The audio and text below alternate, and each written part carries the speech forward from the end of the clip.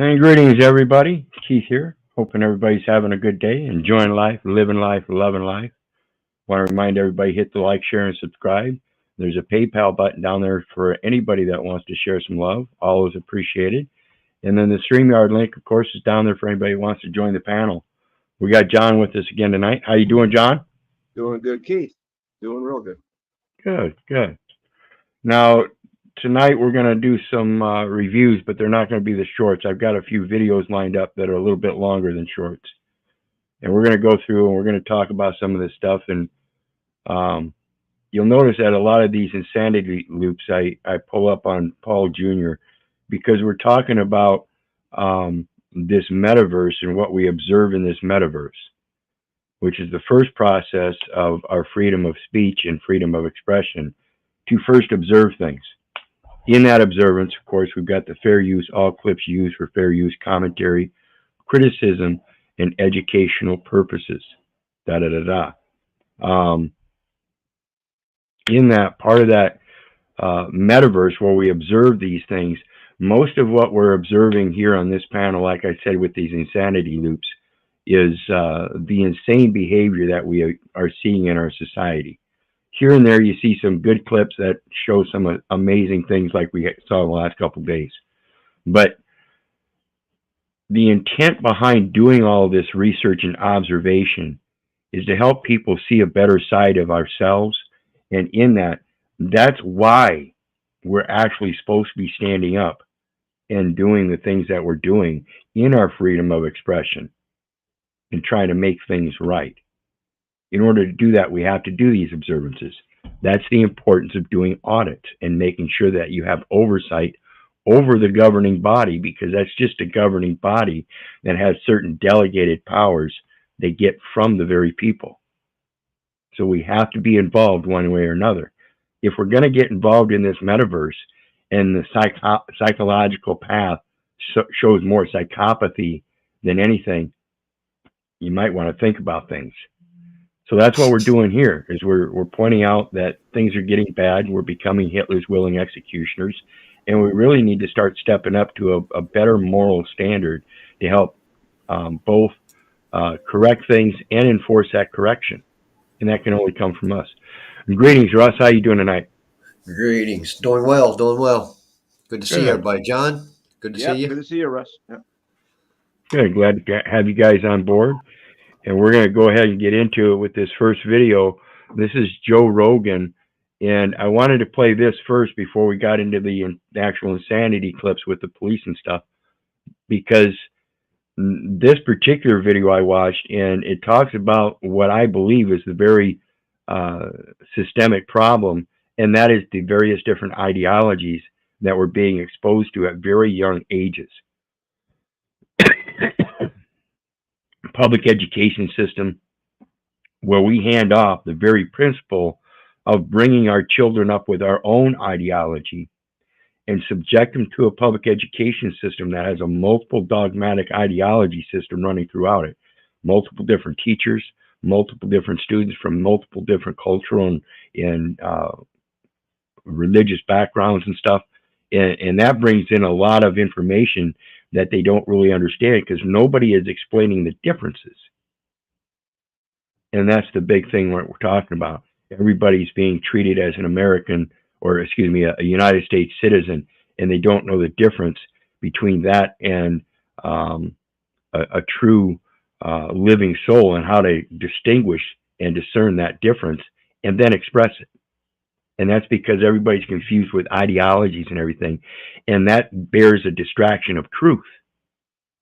So no matter what the ideologies have been pushed on me throughout my life, I've been through multiple foster homes, lost both my biological mom and dad through foster care, and finally was adopted, only to find out that almost every last one of them, as far as I could remember, never had a true ideology of really enforcing the religion that they profess.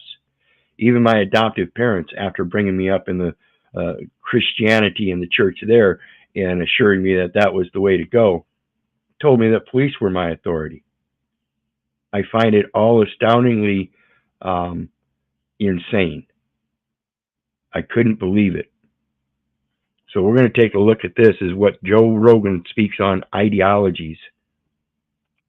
I've seen that clip. It's crazy. Crazy. It's crazy. When you watch it today, like, Yeah. they were right. It's very prophetic. He did it. Here's Joe Rogan. Joe Rogan, who again did not vote for Donald Trump last time. I don't know if he's going to vote for Donald Trump this time. But here he is, because he's, I would say, largely an old school liberal who has woke up to how absolutely devastating the weaponization of colleges and the internet has become to our society. We got lucky because if this thing that's going on right now, well, actually, I think this thing that's going on right now couldn't be going on right now without the influence of the internet. Right. The internet is like created. And I disagree here, because what we're talking about is actual protests. And again, that's according to the Constitution. You have a right to assemble, freely assemble, peacefully assemble. You have the right to petition the government for redress of grievance, but you do not have the right to protest. And that's what this is about. Joe Rogan sees something in college protests that no one else sees. I see it too, but I don't see it as a distinction that this came from the internet. This ideology thing and the cross-border setup through the public education system, political subdivisions, all of this has been going on for a very, very long time. The internet is just enhancing it. How about those Vietnam protests, Keith? And that was Yeah. before the internet. Yeah, it all went on before the internet. It's just that the internet is able to enhance it for both sides, and not necessarily the people that are actually in the middle trying to keep a balance. So it skews things for the far right and the far left, while the actual issue in the middle is not being addressed or enforced. This mind virus that's sweeping through college campuses and also the universities and the Marxist philosophies that they've been pushing in universities, because of they've all been infiltrated by Russia, by the former Soviet Union, and now by China and Russia together. For sure, they're influencing. All they push the wokest teachers, the wokest professors, the nuttiest policies, and they're literally doing it to deteriorate the fabric of American democracy. They have like plans for it. They've thought about, like, Yuri Bezmenov. And this is where we're going to see where the Russians have already spoken on this, and this is what I said. Not only in that aspect, but when World War II ended and they displaced tens of millions of Germans, I believe, from their national heritage, and many of those came here to the United States, being Hitler's willing executioners. It's the same kind of thought out, well-planned institutionalization of such people willing to be slaves. Bezmenov talked about this in 1984. I've seen that clip. It's crazy. America, the land of the free, where you can live out your dream, so long as you subject yourself to the infinite and unadmissible definition of a dollar.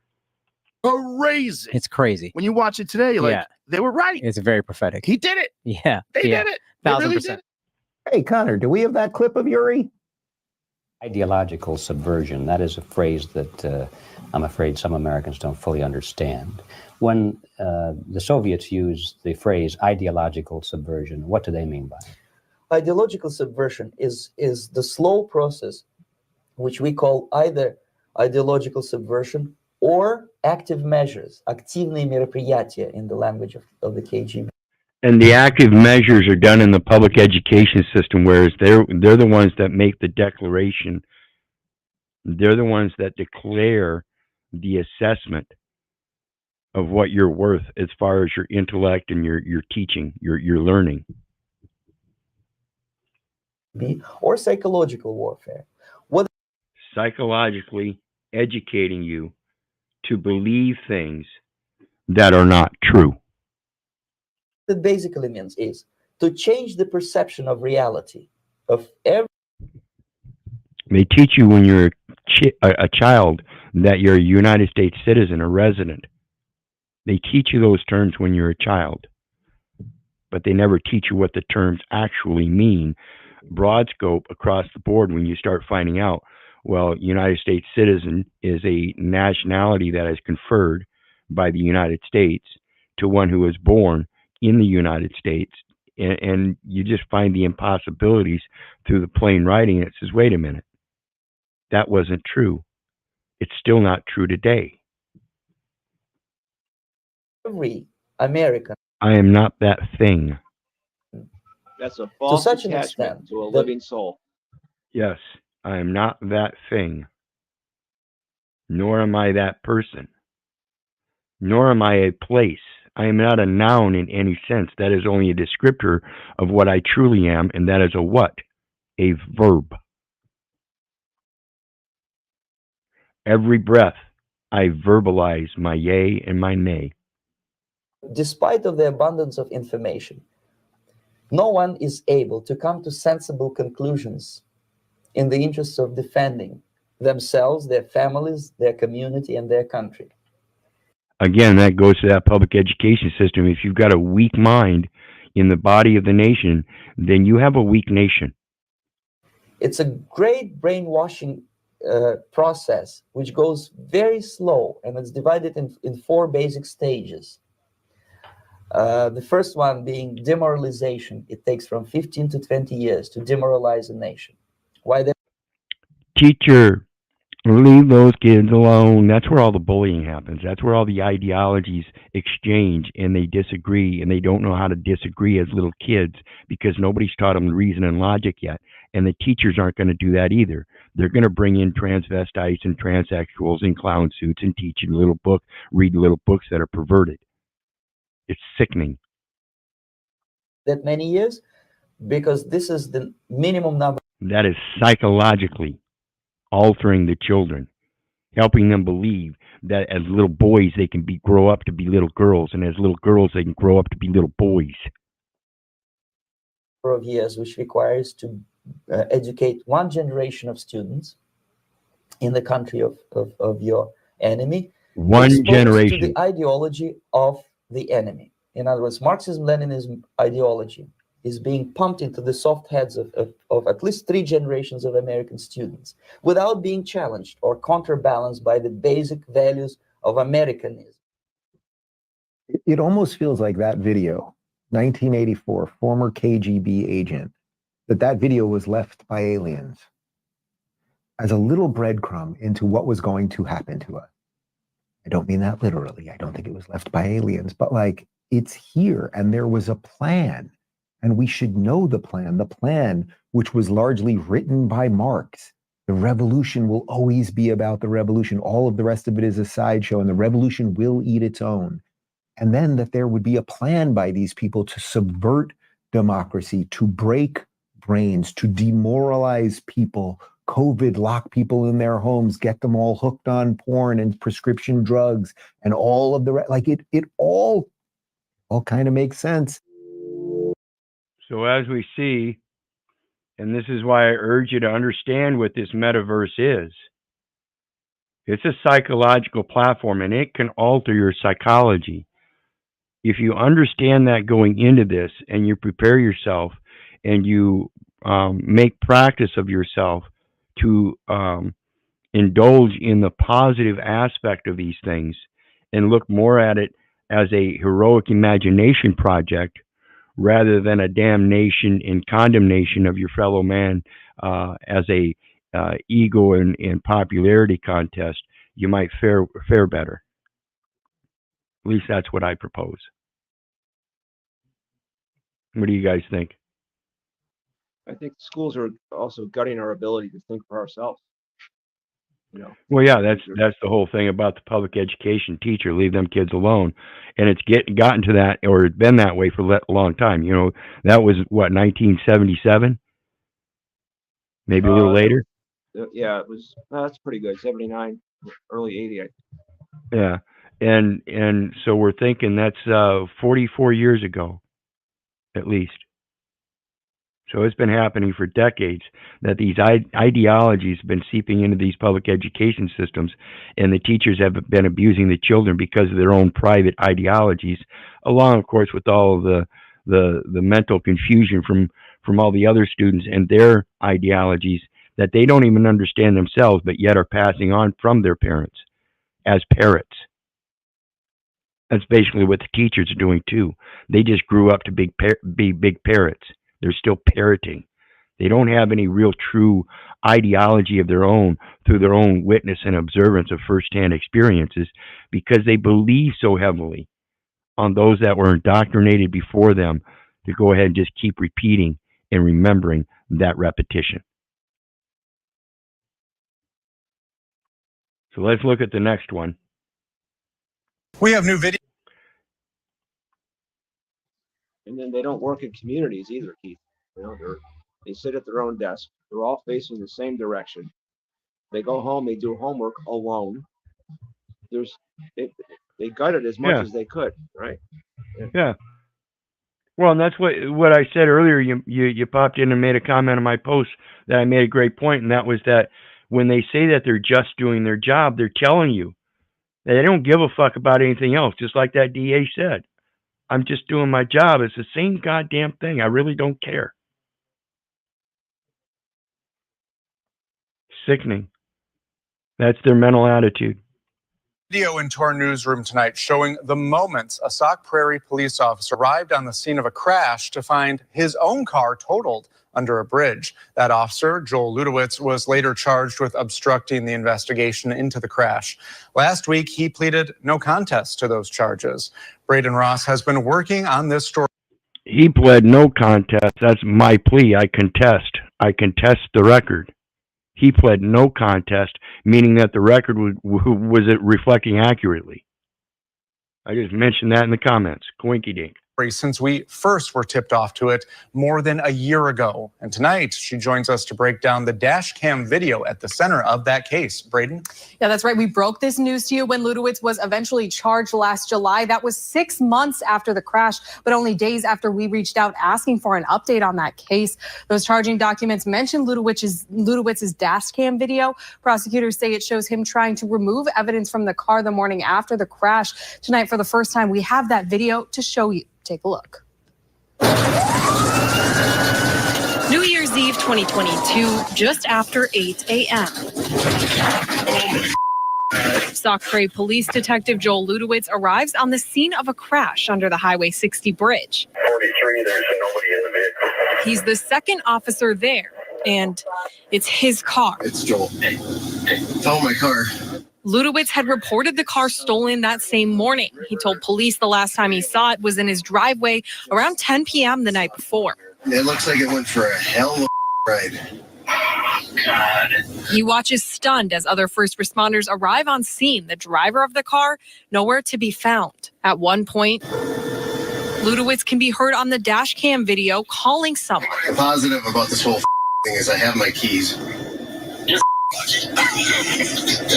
At first glance, it just looks like a stolen car joyride gone wrong. But that might not be the whole story. In looking into the crash in the supposedly stolen vehicle, Dane County Sheriff's deputies spoke with a friend of Ludowitz's who said she'd seen him out at a bar the night of the crash. She said Ludowitz had dropped her off at home around 10 p.m. that night, the same time he told deputies he last saw his car in his driveway. She also said, "Oops." He was with a friend at the bar that night, another Sauk Prairie police officer, Paul Duman. Duman was the first officer to arrive on the scene of the crash the next morning. The criminal complaint filed against Ludowitz mentions this dash cam footage from Ludowitz's squad car, alleging it shows him rummaging in the car and removing items. This is the moment the complaint alleges Ludowitz appears to be wiping blood, crucial evidence, away from the car. Oops.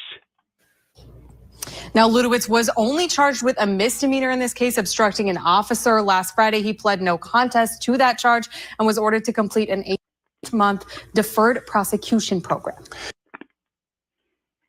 Deferred prosecution program. Interesting.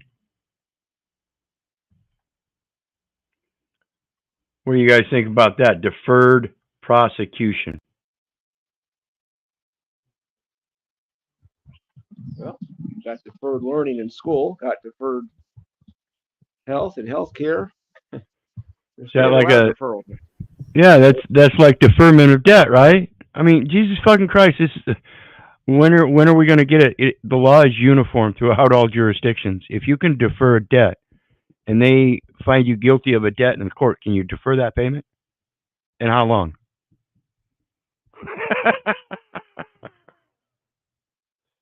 Now, the next one is an interesting case, again, as it goes to the psychology of the actual situation. So I'm going to warn everybody, this has to do with a pedophile and the extreme measures being taken out by the court system. And so we may speak on this a little bit. I may or may not have some agreements and disagreements. But when we start instituting certain penalties, as we're going to learn about here, it goes to the psychology. And sometimes if you have that eye for an eye, tooth for a tooth psychology already written there in modern terms, so that if you do this and you destroy the sexuality of a little child, then there would be reasonable ought to go ahead and eye for an eye, tooth for a tooth, and ruin your sexuality. So again, queasy subject if you might think about it. So beware, turn this shit off if you don't want to listen anymore. Don't try to make any false claims.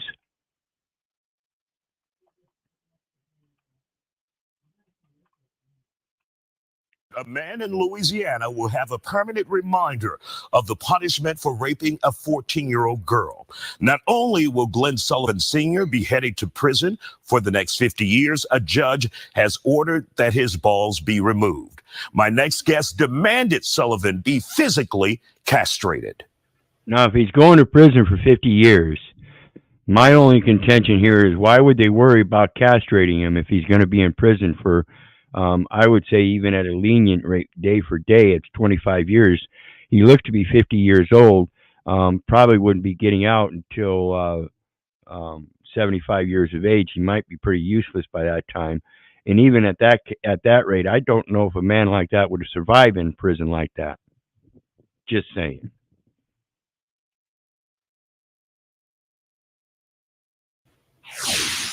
And joining us tonight on The Factor Uncensored, we have Livingston Parish Assistant District Attorney Brad Cascio. Glad to have you here on The Factor, Mr. Cascio. Crazy situation there. A man is accused and has been convicted of raping a 14-year-old, and he was sentenced to 50 years in prison. And now part of that sentence is physical castration. Many of us have heard of chemical, but when you talk about physical, exactly what does that mean? Yeah, thanks for having me. Of course, we're talking physical this time, as you said, unlike the chemical. I've had probably 2 or 3, I think, over the course of my career, chemical castrations that are ordered.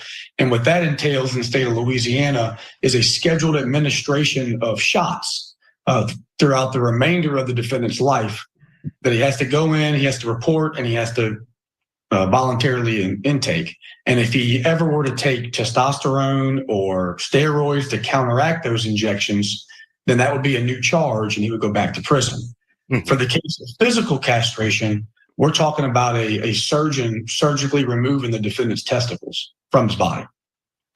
And this is where I say, if you're actually going to go to that measure and the intent is to prevent the man from doing the act again, I would even go so far as to remove the penile extension so that the best he could do is piss out of it. You know, if you're going to go to that kind of length, right?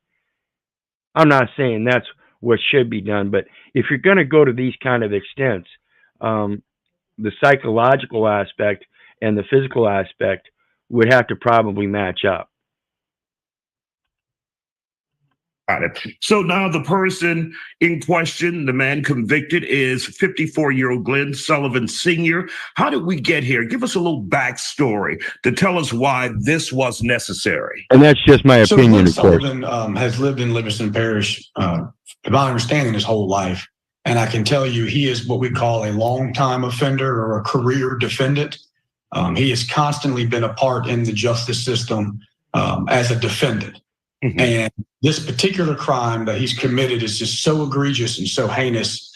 The raping of a 14-year-old girl which led to her being pregnant. Now this girl is raising this child. I mean, she has to live with this the rest of her life, with this child that I'm sure she's, gonna love. And there went my video again, folks. I'll be right back. Please remain. Please remain. I'll be right back. Got to refresh.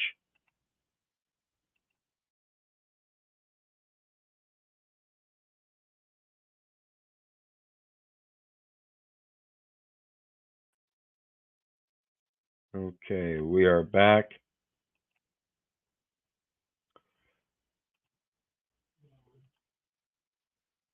And what were we talking about here? I wanted to. Life, with this child that I'm sure she's, gonna love and she's gonna raise. And, I really commend her. She was able to actually finish school, get her high school diploma, and she's really making something of herself. And I'm proud of her for that. And Mr. Sullivan, just being the lifelong defendant that he is, committing.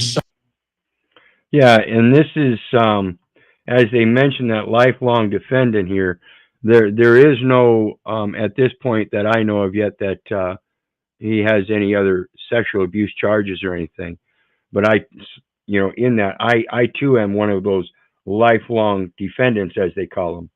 But when we look back at that record, we really can't hold that against him unless we see what that record consists of. And even then, we still have to understand that that was an imposition psychologically still through a false education system that indoctrinated every one of us, as that last video spoke about with Joe Rogan. Such a horrible act to this young girl. I think he deserves every bit of this. And it's my understanding from court records that he. And this is what we do have to ask as well, because oftentimes, and we know of this in many instances today, where people are coming forth as supposed victims and find out that they were lying the whole time. And we still have people coming out of prisons because it's such a prominent issue that they are doing it quite regularly, releasing people from prison because of false accusations. Also threatened to kill her and her family if she told someone that he had raped her.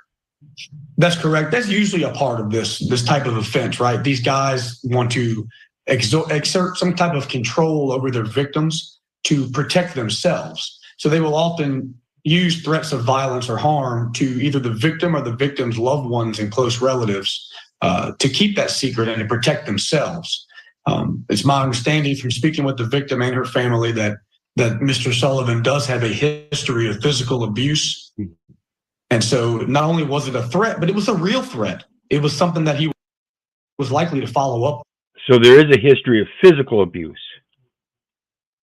So that, that kind of gives it a closer reasonability, actually. But still, we have to make sure in our investigation that, or in our news reporting or our research here, that we're not actually accusing this man, but just going over the information. And we have to learn how to raise doubts on both sides.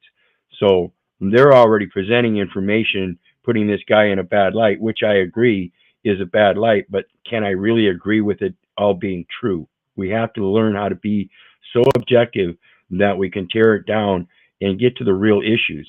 And this is why I talk about the psychology. When it comes to the victim, that victim, I can imagine her sexual psychology is probably totally dismissive as to what the reality is. I guarantee you she is some kind of innate fear in being sexually intimate with people because of that incident, if it's true. I guarantee you that's probably going to be a factor the rest of her life. Yeah, I mean, I wouldn't condone something like that, Keith, but it would just seem they can't prove most crimes. Right. And I'm not saying that this guy should get away with anything, that's for sure. If the evidence comes to a preponderance that, yeah, he did this, most certainly. But the main aspect we're looking at here is the matchup with the physical and psychological effects. Well, did I hear him say that she became pregnant? So there should be DNA evidence, huh? Right, right. If that's the case, most certainly. Yeah. Yeah, I believe they said she was pregnant. They were talking about, I'm sure she's going to love this child, and blah, blah, blah. So there has to be evidence.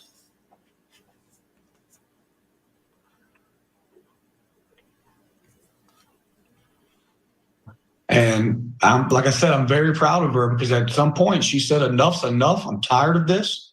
And she came forward. And for somebody at such a young age in such a dangerous position. And so with that statement, it sounds like it may have been an ongoing thing. Enough's enough. To have the courage to come forward and see this all the way through, I felt obligated to bring her as much justice and as much vindication as possible. And how old is she now? And is she still living in Livingston Parish? Well, I don't want to give up too much about the victim, honestly, because I don't want to do anything. But we do know she's an adult now. Yes. Yes. Got it. She is safe, and she is, she's living her life. Mm-hmm. Excellent. And so this is an accusation that came out years later. So again, we have to be sure we're careful about discerning the truth. It's a story of when she was 14. She may not have remembered certain things, but even in that, again, if it was a continuous practice of abuse and it covered multiple ranges, it gives it a little bit more believability.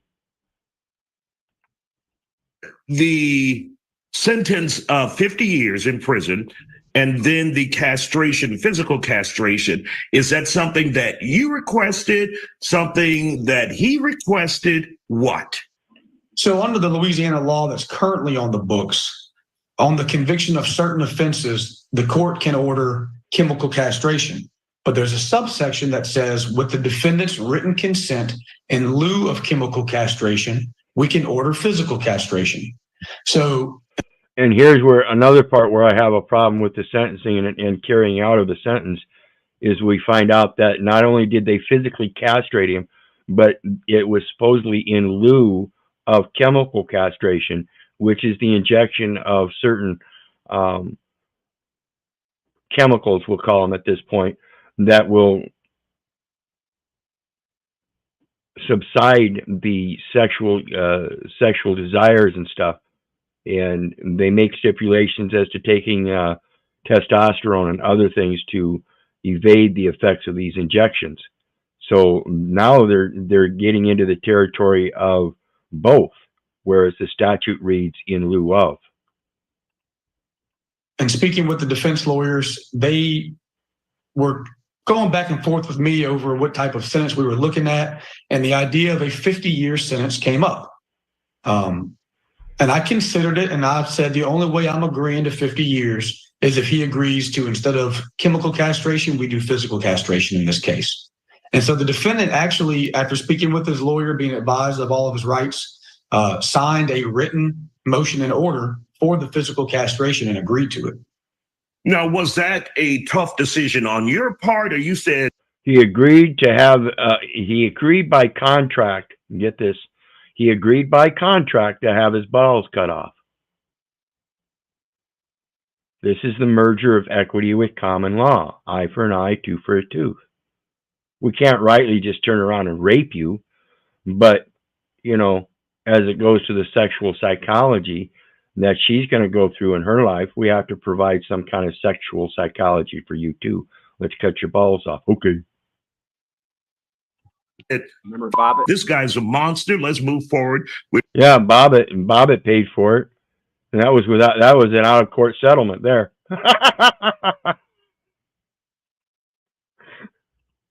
Physical castration, so he won't harm anyone else when he gets out, if he gets out. Yeah, the odds of him getting out are next to none, but you just never know. When laws change, DOC calculates time differently. He may one day get out. And when I thought about this in this particular case, given the act that was committed and the strength of the evidence, I had no problem.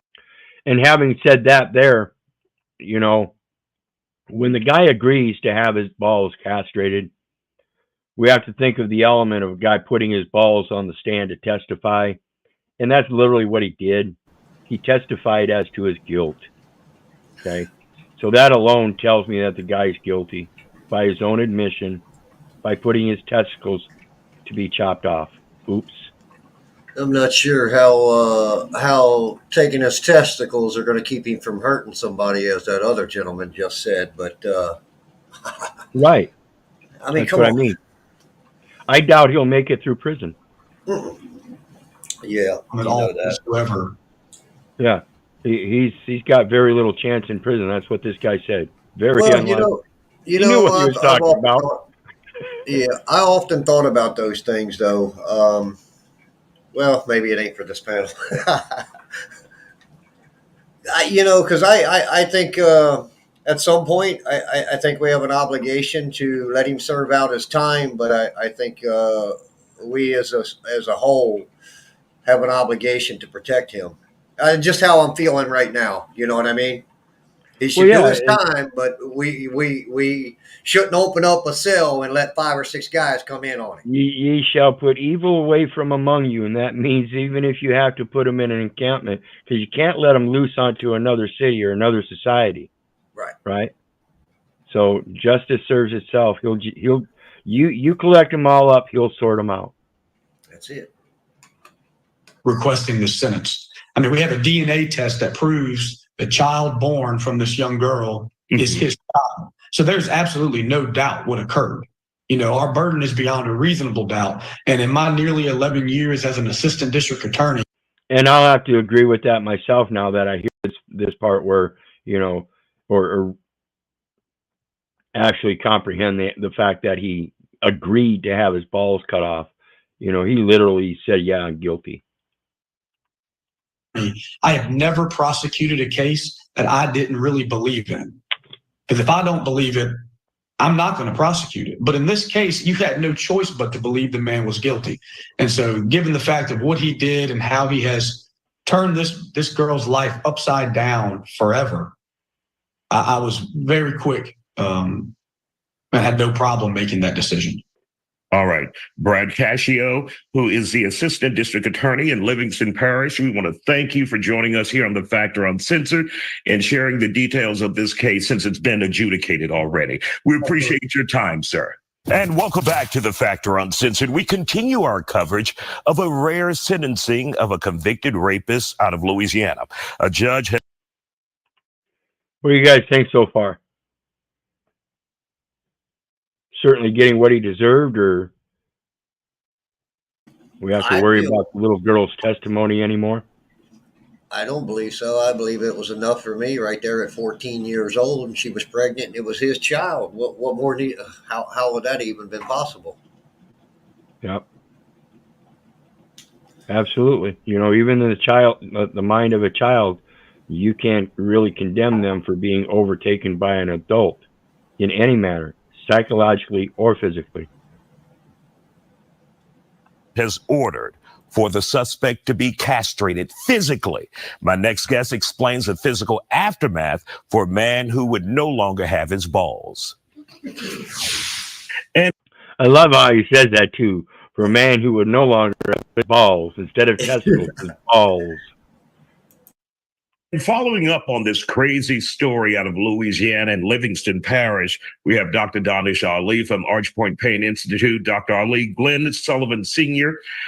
Found guilty of raping a 14-year-old, getting her pregnant, and of course, threatening her and her parents' life if she told anyone. She stood up and decided to tell. He was convicted and sentenced to 50 years in prison, and of course, physical castration. Now, the assistant DA, Brad Cascio, told us what chemical castration is. What in the hell is physical castration? Yeah, Isaiah, crazy story out of Louisiana here. So physical castration is when they physically and medically cut your testicles and close off and remove your testicles, and which are responsible for producing testosterone. As we know, testosterone is a steroid hormone that is in high amounts in men, and it helps with erections, and also it helps with maintaining a sex drive. And so when you have that removed, and the idea is that you are not producing this testosterone that would be responsible for that erection and also for that sex drive that we see in men with as a responsibility or predominantly due to testosterone. And it would essentially keep a rapist, a monster at bay when it comes to... That's the idea. That is correct, Isaiah. And you know, what's interesting is my understanding is that there are probably also other things where they cannot obtain testosterone pills, injections, the creams that folks talk about. And so, you know, you can't go to a physician and ask them, hey, you know, I'd like to get my testosterone refilled or amount increased. And so I think that's probably another factor into it. But again, what we do know is with the low amount of testosterone, yes, as we mentioned, the erection, sex drive, but also there's the risk of heart disease and osteoporosis in folks that have a lower testosterone level as well. And we see lower testosterone levels be responsible for obesity. So, you know, there are side effects to this, and I wonder if they're going to be challenging those and bringing those up if they plan on appealing this decision here. Dr. Donnie Charlie, I don't think they give a about this guy and gaining weight or anything after he is castrated for what he did to this young lady. I simply don't think they care. They just want him castrated. Now, when you think about someone who's a rapist and has sexual urges, obviously, if you get the testicles cut off, that'll help. But I would think it's also a mental thing as well. That right there, the psychology. Like I said, we've got a society today, and I think it's true that the people that get involved in relationships go into those relationships more in fear than in awe of the opposite sex, both men and women. Women reacting in a more masculine way and men acting in a more feminine way. And I think this is both through indoctrination and the systemic synthetics that we're accepting through our diets and stuff, as well as, you know, as well as that psychological distribution through the public education system to indoctrinate you into believing those things. Go ahead. Right. And also too, you know, just the results from the parents in the houses all across America, and all these kids thinking they were special and everything, you know, everybody spoiling these kids, and then they got to wake up to reality that they ain't special, and then they go batshit crazy. Right. I mean, you see that one in Georgia where I guess they were protesting down there, and they had that one in handcuffs, and he said, you're hurting me, and he fell down, ow, and the guy picked him up like a fucking kid having a tantrum. Yep. Yeah. And we've got to remember that one aspect here I want to think about real quick is it named this man and not the child, and it never once said that they were related or anything. So it makes me wonder, you know, was this one of those situations where this young girl was being put in this man's hands by somebody else? Again, part of that ideology thing. If you're going to raise your kids up to learn how to read people and understand who they are for their actions and their words, that's something you should be teaching them yourself. And you need to learn those languages yourself so you can pose that true and proper ideology under a moral directive. Otherwise, they go out in this world because you put them out there. Who are you putting your children out to these people? And I've done videos on the teachers in schools doing drugs and alcohol, and these are the same people you're putting your children into public education systems with. It's not just the police, it's not the public officials, it's everybody. They all have different ideologies, and you're just willingly handing over your responsibility, thinking it's a comfort and convenience. And it only takes one generation, as the video said earlier. Well, you know, another thing too, there's so many people out here ready to just jump and cast judgment on people, and without any of these facts at all. Yeah. And I mean, I don't know. Sometimes Keith, I honestly do. I think I was cursed with this vision, because you see all of this where they poured the drugs in these communities and destroyed. Well, first they started with they had to get the men out of the house, right?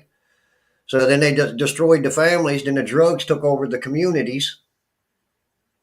And now look at what all these has been in these kids' head based on the people, these adults out here that don't know any different either. Yep.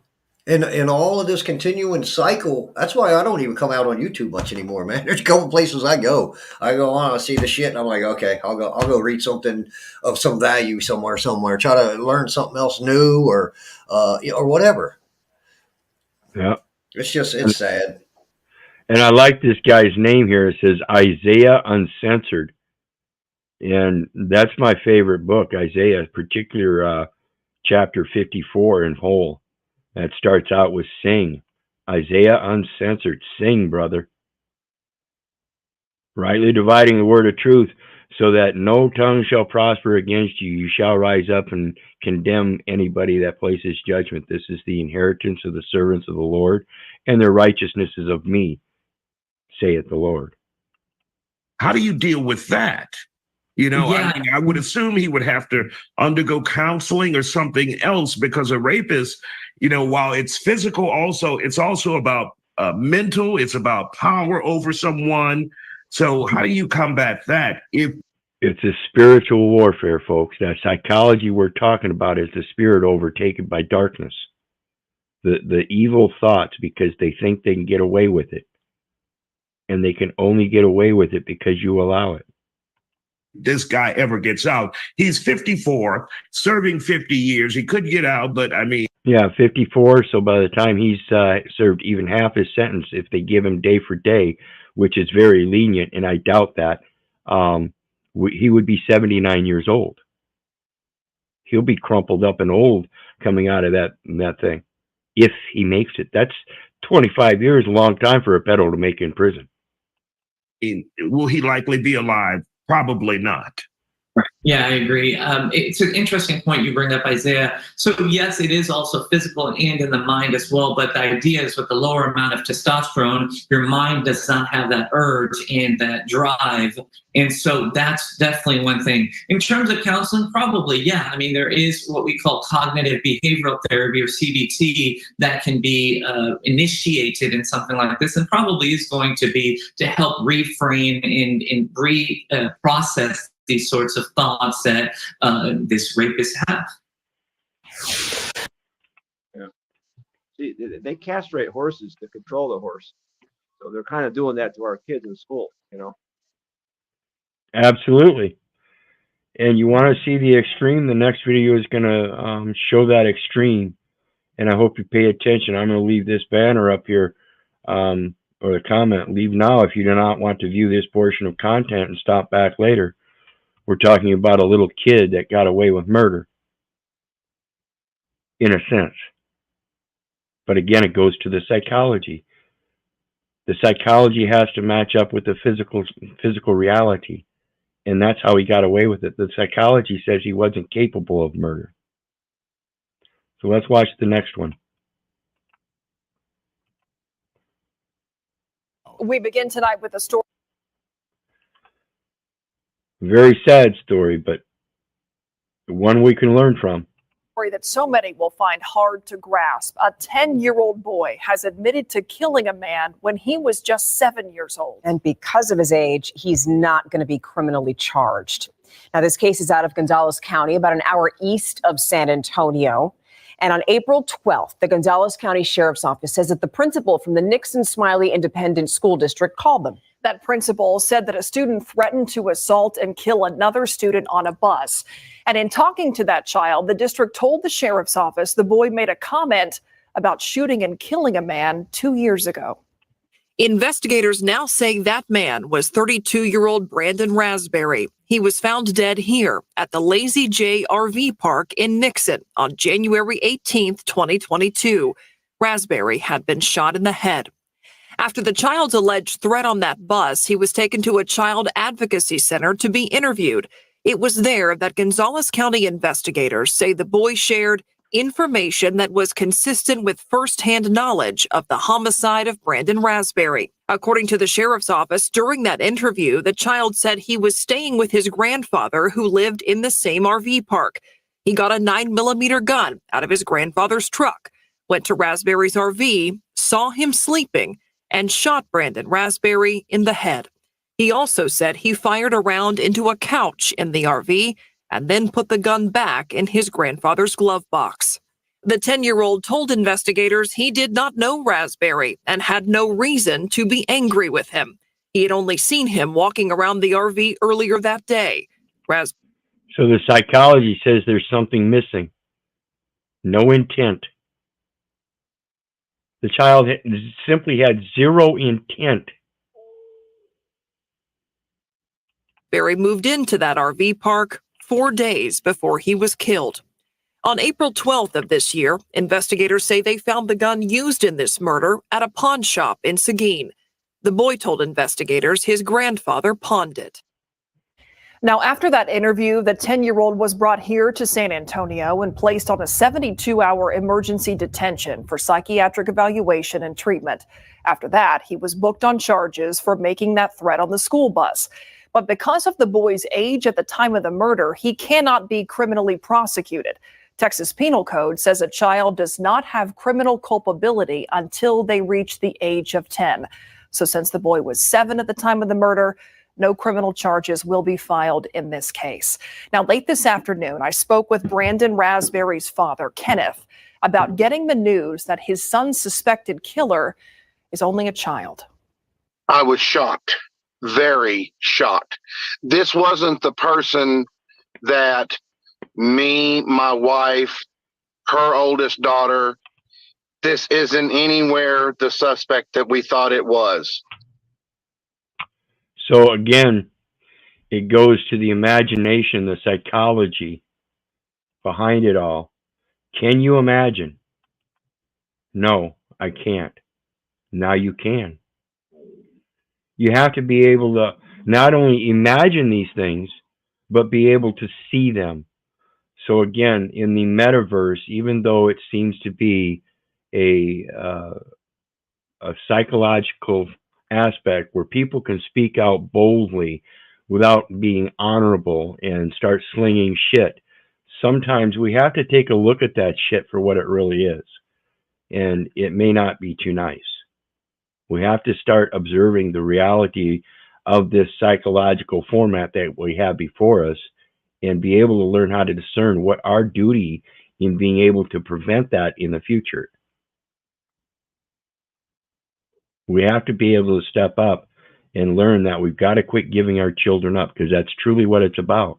That's the base ideology that destroys the family.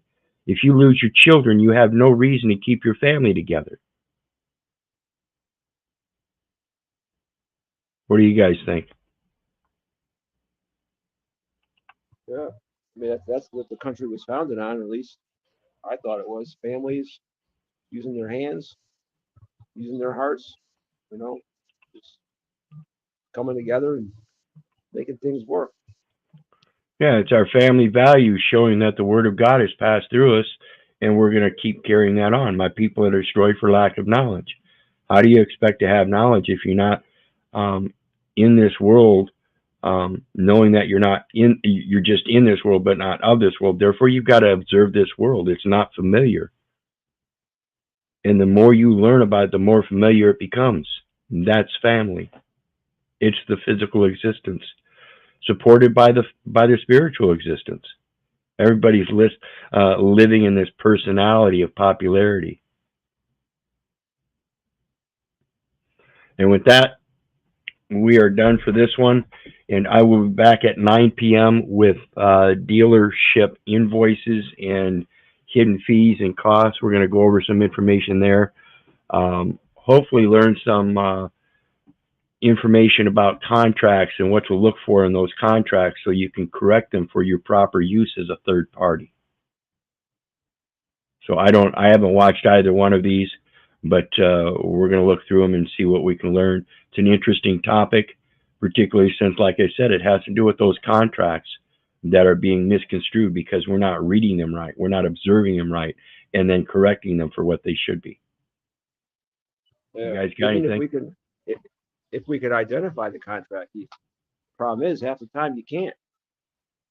Right, and that's why I say we've always got to come in it from the aspect that no, everything is a contract. It's a negotiable instrument, and in that we're not party to it. We are a third party benefactor of it. For that, we have to recognize it for the contract and be constructive in that contract to make sure we place our beneficial interests in it. All right. Sounds good. See you at 10 or 10 o'clock my time. Yep. Always appreciate it, John. How about you, Russ?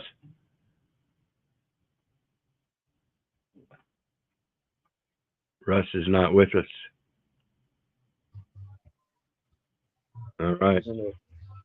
Going once, going twice, going 3 times a lady. You guys know me. I love you, but I don't give a rat's ass whether you love me back. Let's say I don't care if you hate me. I don't care if you don't respect me. That's on you. So may God bless you and have a good night. We'll see you later.